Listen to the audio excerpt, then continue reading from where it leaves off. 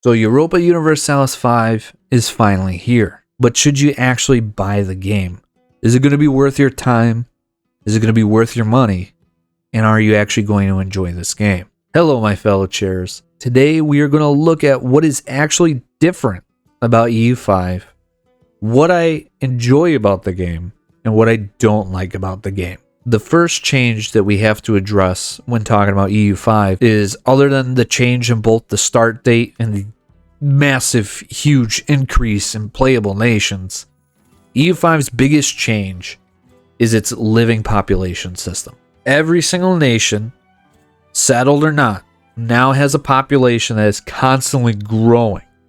And a lot of that's because of migration, increase in the amount of food they have access to, prosperity, jobs, or in some cases, you could even enslave another nation's population. Kind of dark to think about, but historically, that's what happened in the case of a lot of the Barbary pirates in North Africa raiding the coastline of Iberia. On the flip side, your population can also decline due to migration, starvation, war, and disease. And this living population system is completely divided in terms of class. You have your commoners, your burghers, your clergy, and your nobility. And that's not even including the crown, which is you, the player. So I guess you could technically count you and your population. And so far, I'm really liking this change. It's adding more of a realism effect to the game, where your choices and how you run your country actually matter, because it can mean the life or death of your nation's people, and it could honestly affect really the trajectory of your entire game. If you have a rough early game because your country gets hit really hard by smallpox or the Black Death, it doesn't mean that your game is over, but it does mean that it's going to be more of a crawl to kind of get your nation going. And even then, when I say it's going to be more of a crawl, it's not even like that bad of a crawl. It's kind of like you're walking on all fours kind of thing. You're not just using just your arms. It's all fours. So overall, really loving the population system. Now, talking about class and estates, unlike in EU4 where your estates were just in the background, you would just get mana points from them, 5 loans at 1% interest every couple years. They actually matter now in EU5. They could all construct buildings. They could help you pass laws. And they all compete for influence over the country with each other and with the player themselves. If they become way too powerful, your tax income can drop because your control over your country weakens, your crown power gets worse, and it can lead to you having a really tough time digging out of that hole. I think this change was actually really needed, because I remember when the states first came out in EU4, and really from the get-go, they were just kind of there. They had some things that you would interact with them for, like money, seizing land, helping you get some more absolutism eventually later on by revoking all their privileges. But otherwise, they were just there. You could honestly probably ignore them in EU4, but in EU5, they're at the forefront of how you run your country. And now we're going to get into something that, of course, every single person in the world loves. And that's money. Money in EU5 is not just about taxing your people. It's not just production anymore, goods produced, or even just trade.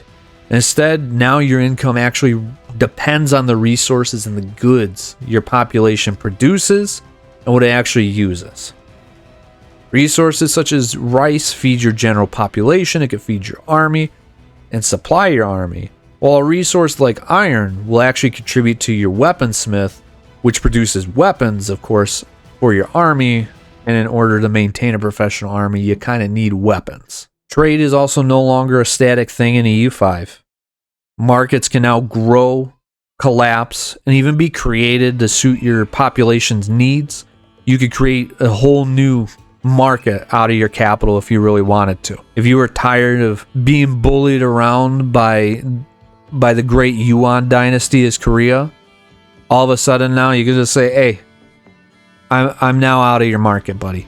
I got my own market. There's also a lot of trading that you could do between different countries as well for specific goods and resources to help make up for a lot of the things that your country's lacking in. For example, in my campaign as Siam, my merchant class really wanted lacquerware to the point it was beginning to really upset them that they didn't have fancy dishes for their rice or for their food. So I ended up importing tons of the good from Great Yuan in China. Now, this change in terms of the economic system going into EU5 is probably my favorite system as of right now. I love how dynamic it is. I love that you could create markets, destroy markets. Trade isn't just filtered into end nodes and just nodes that are just passing through. It actually incentivizes everybody to focus on trade.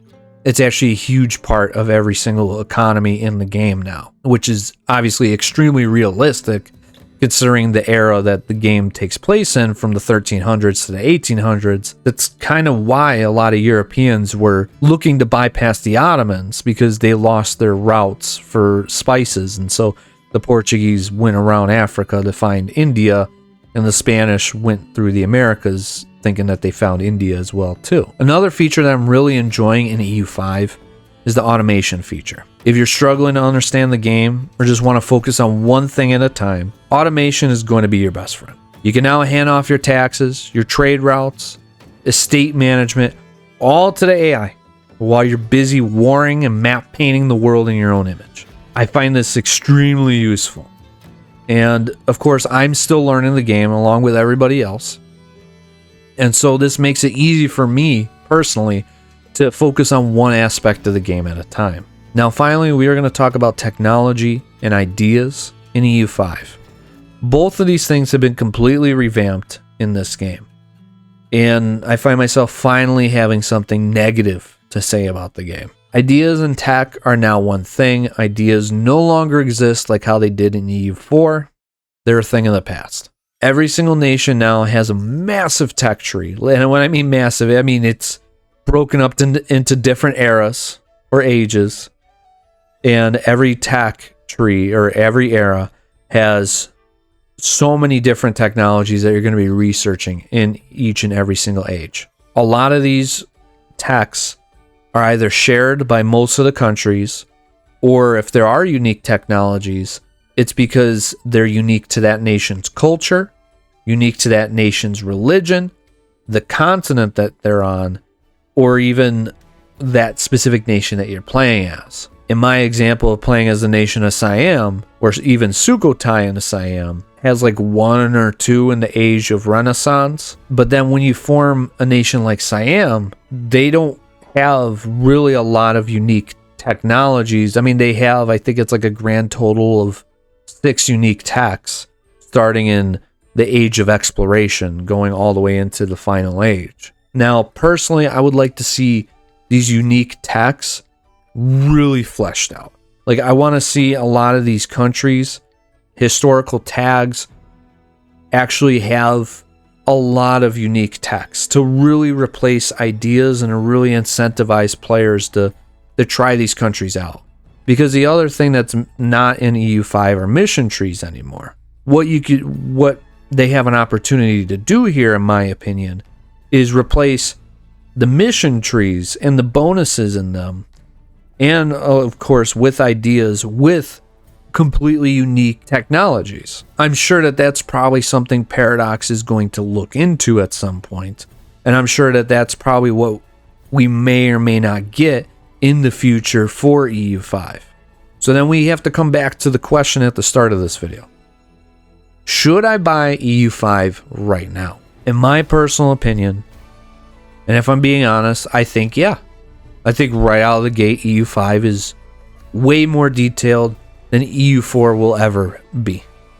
This game actually has a living world environment where every single part of the game is constantly moving, from the economy to the population to trade. And even right now, in its current state, I find myself enjoying EU5 over EU4. Maybe a lot of that has to do with the new systems in place, like what I've covered here, the different changes. I like the overall feel of the game. I like the newer UI. I like how the game actually provides you hints and tries to actually help guide you throughout the game and manage some of these things. At the same time, like many other Paradox games on release, you know that you're not getting 100% complete product just yet. You know that this game's only going to get better with updates, patches, full-on DLCs, immersion packs, etc. And that's just going to add way more depth to this game. And the way that this game is already structured, it has a ton of depth to it. It's just, as I mentioned earlier, I'd like to see more flavor or uniqueness to some of these countries. And I will say, ever since I got into EU4 back in 2013, I've bought every single grand strategy game that Paradox has released on launch. I feel like EU5 is in the best position out of any grand strategy game that they've released. They've put a lot of time, a lot of effort into this game, and I think it really shows that they're pulling out all the bags of tricks into this game. They've really made something special. On launch, it's better than EU4. And even though it's just now releasing, you know that the game's going to get better. You know that the game's going to get immensely better, which is crazy to think because, it is better than its predecessor, which EU4 is already a very, very good game. So with all that being said, yes, I think that EU5 is worth buying it in its current state right now. And I'm thinking I'm just going to go ahead and leave it at that. I want you guys in the comment section down below, if you are planning on buying EU5 or if you already have pre-ordered EU5, let me know in the comment section down below what's going to be your first nation that you're going to play. And with all that being said, I'll see you guys in the next one. Chairman out.